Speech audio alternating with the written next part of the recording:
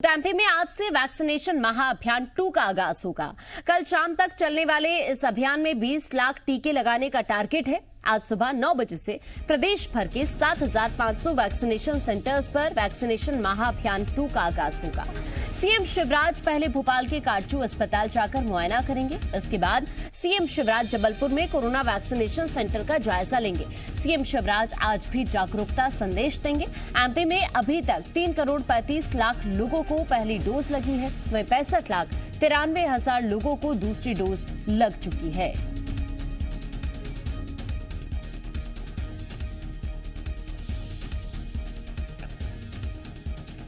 तो मध्य प्रदेश में आज से वैक्सीनेशन महाअभियान पार्ट 2 का आगाज हो रहा है। 2 दिन तक यानी कि आज और कल तमाम लोगों को वैक्सीन लगे, इसकी कोशिश की जाएगी। 20 लाख लोगों को वैक्सीन लग जाए, यहां पर कोशिश यही की गई है कि 20 लाख वैक्सीन की डोज लोगों को लग सके। आज से शुरू होने वाले वैक्सीनेशन महाअभियान के दूसरे चरण के तहत भोपाल में 24 घंटे वैक्सीन लगाई जाएगी।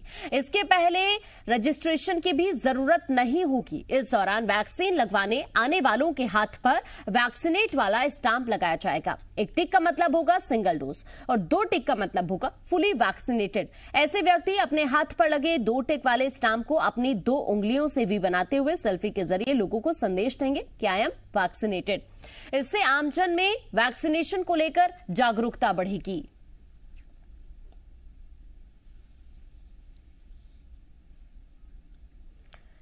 तो कोशिश यही की जा रही है कि इन 2 दिनों के अंदर ज्यादा से ज्यादा लोग वैक्सीनेट हो सके और इसीलिए लोगों को जागरूक भी किया जा रहा है। भोपाल की अगर बात की जाए तो 24 घंटे यहां पर वैक्सीन लगेगी। साथ ही जो लोग टीका लगवाएंगे उनके हाथ पर स्टैंप भी लगाया जाएगा।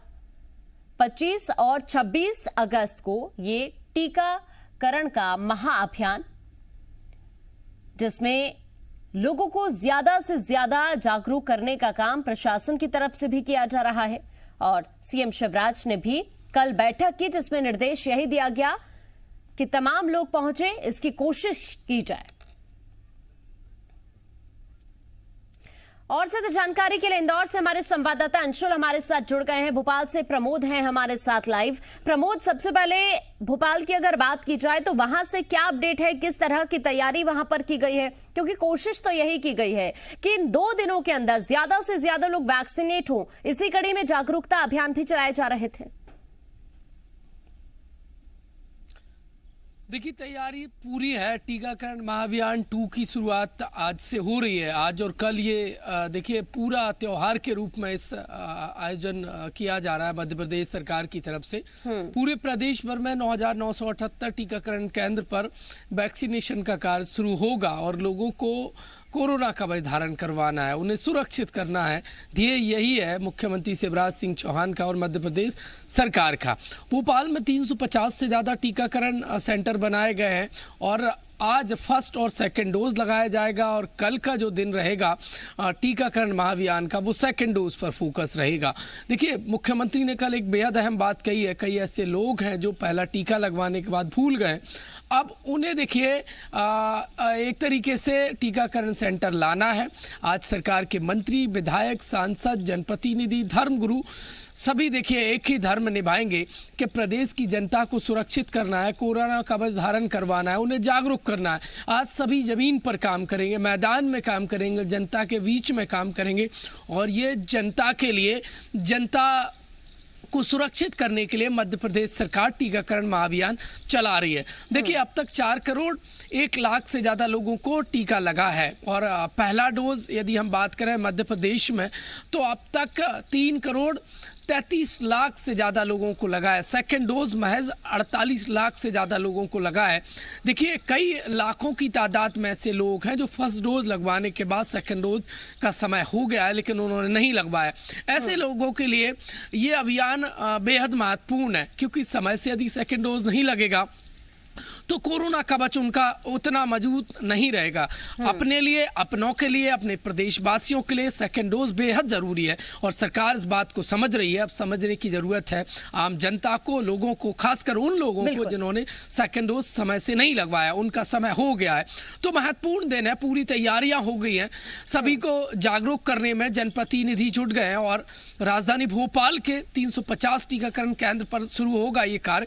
मुख्यमंत्री भोपाल में भी देखिए लोगों को जागरूक करेंगे, टीकाकरण के कार्य का शुरुआत करेंगे। इसके बाद जबलपुर जाएंगे, जबलपुर में महत्वपूर्ण दौरा रहने वाला है और जो कंट्रोल रूम है उसका निरीक्षण करेंगे। इसके साथ साथ टीकाकरण केंद्र की स्थिति देखेंगे। सूबे के मुखिया देखिए जमीनी हालात जानेंगे, लोगों को सुरक्षित करने का काम किस तेजी से चल रहा है और कहां क्या तेजी लाने की दरकार है। मुख्यमंत्री स्वयं कमान संभालेंगे। उनके स्वास्थ्य को देखते हुए शिवराज सरकार कोशिश यही कर रही है कि जल्द से जल्द लोग वैक्सीनेट हों, लेकिन जनता का सहयोग कितना मिलता है ये बहुत महत्वपूर्ण हो जाता है। प्रमोद, इंदौर से अंशुल हमारे साथ बने हुए हैं। अंशुल, अगर इंदौर की बात की जाए तो वहां पर किस तरह की तैयारी है वैक्सीनेशन को लेकर? 2 दिन ये महाअभियान चलना है, किस तरह की तस्वीर आप देख रहे हैं वहां पर?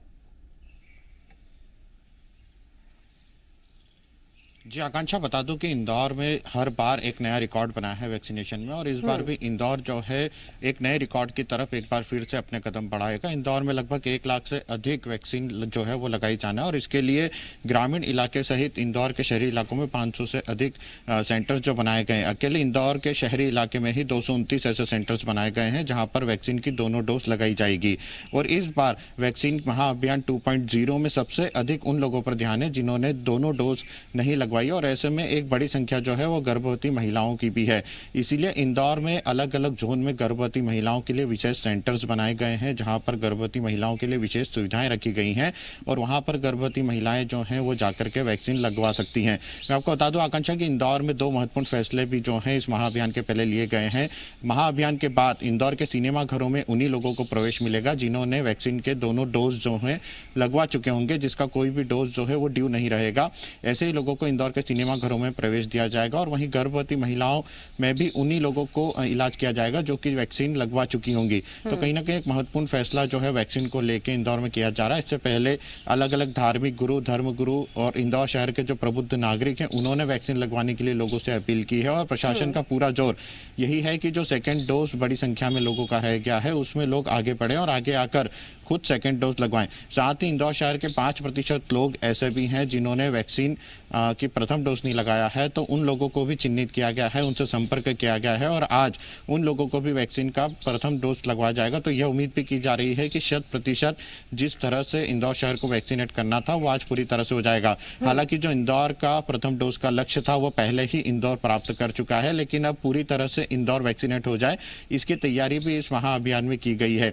इसके साथ ही अलग अलग सेंटर्स जो बनाए गए हैं वहां पे धार्मिक धर्मगुरु जो है वो अपील कर रहे हैं, अलग अलग बड़े सेंटर्स पर यह कार्यक्रम जो है वो आयोजित किया जा रहा है। और जागरूक लोगों को इसीलिए किया जा रहा है अंशुल कि लोग आए और इस महाअभियान का हिस्सा बने, क्योंकि बात प्रदेश की सुरक्षा की है, प्रदेश के स्वास्थ्य की है और इसीलिए यहां पर तमाम कदम उठाए जा रहे हैं। शुक्रिया आप दोनों का, हमारे साथ आप दोनों जुड़े और तमाम जानकारी दर्शकों तक आपने पहुंचाई। अब आगे बढ़ते हैं। कोविड वैक्सीन को लेकर लगातार लोगों को जागरूक किया जा रहा है। ग्वालियर में सांसद विवेक नारायण शेजवलकर डबरा और भितरवार इलाके में पहुंचे और वैक्सीन को लेकर लोगों को जागरूक किया गया। इस दौरान उनके साथ कलेक्टर कौशलेंद्र विक्रम सिंह भी मौजूद रहे। सांसद शेजवलकर ने लोगों से आज से शुरू हो रहे वैक्सीनेशन महाअभियान के बारे में चर्चा की। इस बार ग्रामीण इलाकों में वैक्सीनेशन बढ़ाने पर स्थानीय प्रशासन जोर दे रहा है।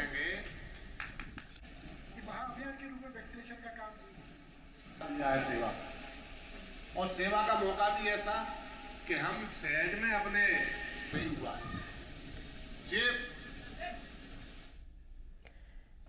टीकमगढ़ में आज से शुरू हो रहे वैक्सीनेशन महाअभियान की तैयारी लगभग पूरी हो गई है। वैक्सीनेशन कराने के लिए प्रशासन आमंत्रण पत्र के साथ साथ पीले चावल बांट रहा है। नगर पालिका और राजस्व कर्मचारी घर घर जाकर लोगों को वैक्सीन लगाने के लिए प्रेरित कर रहे हैं। एसडीएम सौरभ मिश्रा के नेतृत्व में राजस्व एवं नगर प्रशासन की टीम ने मुख्य बाजार में वो पहुंची और यहां दुकानदारों से वैक्सीनेशन की जानकारी ली गई। जिन दुकानदारों ने वैक्सीनेशन नहीं करवाया है उन्हें आमंत्रण पत्र के साथ पीले चावल भी दिए गए। वैक्सीनेशन के लिए जिला प्रशासन के इस अभियान के लोग जमकर तारीफ कर रहे हैं।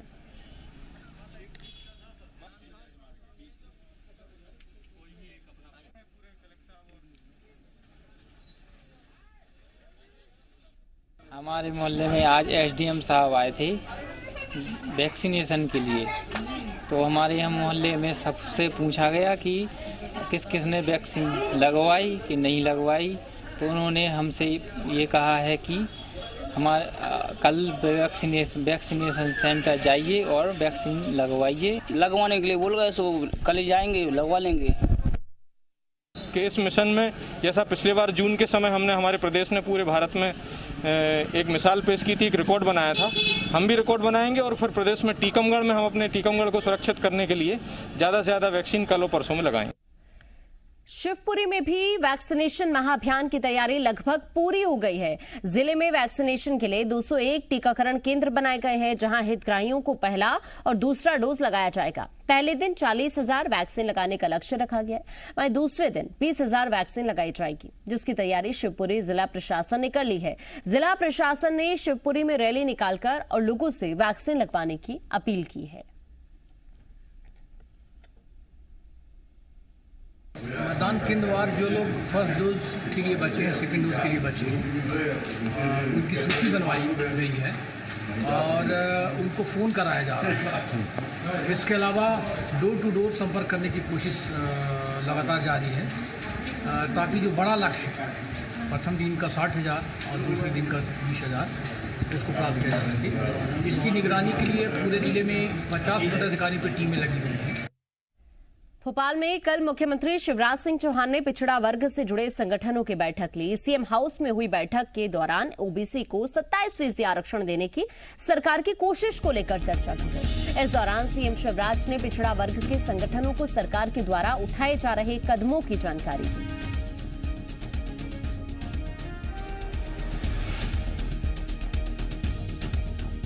उज्जैन में लव जिहाद का मामला सामने आया है। पीड़ित युवती बजरंग दल के पदाधिकारी के साथ महिला थाने पहुंची और शिकायत दर्ज कराई। पीड़ित युवती के अनुसार इरशाद खान ने अपना नाम ऋषभ बताते हुए दोस्ती की थी और वो पिछले 1 साल से उसका शारीरिक शोषण कर रहा था।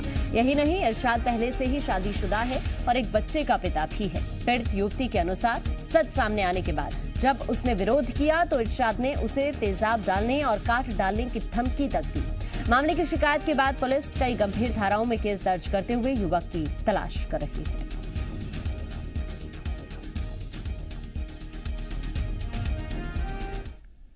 कि एक लव जिहाद के इसमें एक केस आया है, जो कि लड़की हिंदू है और लड़का मुस्लिम जात का है।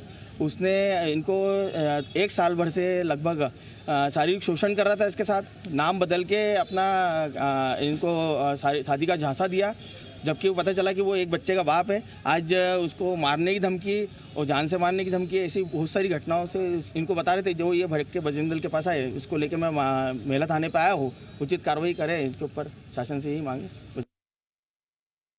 हिंदू धर्म का बताकर उसने उसके साथ दोस्ती की, उसके साथ बलात्कार की घटना की और आज आकर उसे धमकी भी दी। तो इसलिए आज महिला थाने पर मेरे द्वारा धारा 376 और 506 भागवती का प्रकरण कायम किया गया है।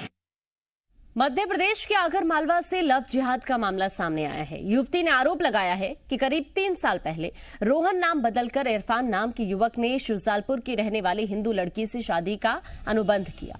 इसलिए साल फरवरी में युवती से जबरदस्ती दोबारा निकाह भी उसने रचाया। निकाह कर युवती का नाम आलिया रखा और अब उस पर धर्म बदलने का दबाव बनाया जा रहा है।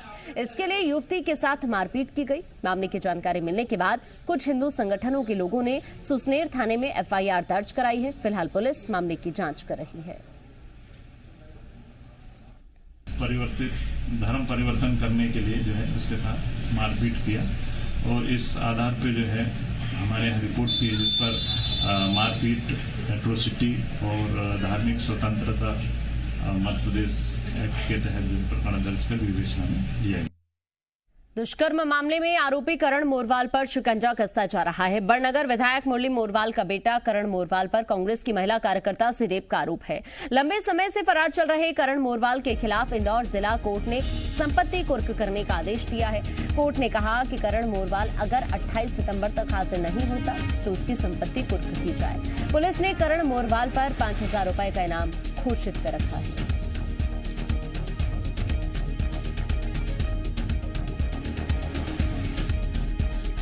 अनूपपुर में पुलिस ने सूदखोरों के खिलाफ बड़ी कार्रवाई करते हुए 8 आरोपियों को गिरफ्तार किया। पुलिस ने उनके पास से 55 लाख रुपए, चेकबुक, चेक समेत भारी मात्रा में दस्तावेज जब्त किए हैं। दरअसल पुलिस को कोतमा अनुभाग में सूदखोरी से संबंधित शिकायतें मिल रही थी, जिसमें बदमाश आदिवासियों और कोल फील्ड्स में काम करने वाले अन्य कर्मचारियों को धोखा देकर ज्यादा ब्याज पर कर्ज देते थे। साथ ही उनका लोन पास करवाकर फर्जी तरीके से अपने खातों में पैसा डलवा लेते थे। इन शिकायतों पर थाना भालूमाड़ा, कोतमा, थाना रामनगर से संबंधित शिकायतों को इकट्ठा किया गया और आरोपियों की पहचान की गई। पुलिस की 10 टीमों में करीब 200 अधिकारियों, कर्मचारियों ने अलग अलग जगहों पर छापेमारी की। इस दौरान पुलिस ने 8 लोगों को गिरफ्तार किया। उनके पास से 55 लाख रुपए नगद, चेकबुक, 710 ब्लैंक चेक, 225 पासबुक, दस्तखत किए हुए सैकड़ों सादे पन्ने समेत भारी मात्रा में दस्तावेज बरामद किए हैं। हालांकि कार्रवाई के दौरान 2 आरोपी रामचरण केवट और वीरन राय फरार हो गए। पूर्वक उनकी गाढ़ी कमाई को साफ कर देने की कुछ सूदखोरों और दलालों द्वारा ऐसा कृत्य किया जा रहा था। ऐसी शिकायतें आ रही थी लगातार। तो इन शिकायतों को अध्ययन करते हुए और वहाँ पे ग्राउंड स्थिति को जानकर वहाँ पर 3 थाना क्षेत्रों में हम लोगों ने आज कार्रवाई करी लगभग। और अब बात करते हैं जी पॉजिटिव खबर की। देश की सुरक्षा के लिए सीमा पर तैनात सेना के जवानों और अर्ध सैनिक बलों के लिए ग्वालियर पुलिस ने एक अनोखी पहल की है, जिससे सीमा पर देश की रक्षा कर रहे जवानों के घरेलू मसले प्राथमिकता के तौर पर हल किए जाएंगे। ग्वालियर पुलिस का यह कदम आर्म्ड फोर्सेस के जवानों के लिए बड़ी राहत देने वाला साबित होगा।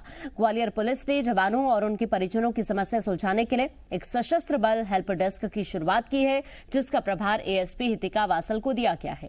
यह हेल्प डेस्क सैनिकों और अर्ध सैनिक बलों से जुड़े मामलों को अलग से रजिस्टर करेगी और हर सप्ताह उनसे जुड़े मामलों की मॉनिटरिंग की जाएगी। दरअसल ग्वालियर अंचल के कई जिलों के लोग सेना और अर्ध सैनिक बलों में शामिल होकर देश की सेवा कर रहे हैं। वो बिना मानसिक दबाव के देश की सेवा कर पाए, इसीलिए ग्वालियर पुलिस की तरफ से जवानों के लिए यह प्रयास किया गया है।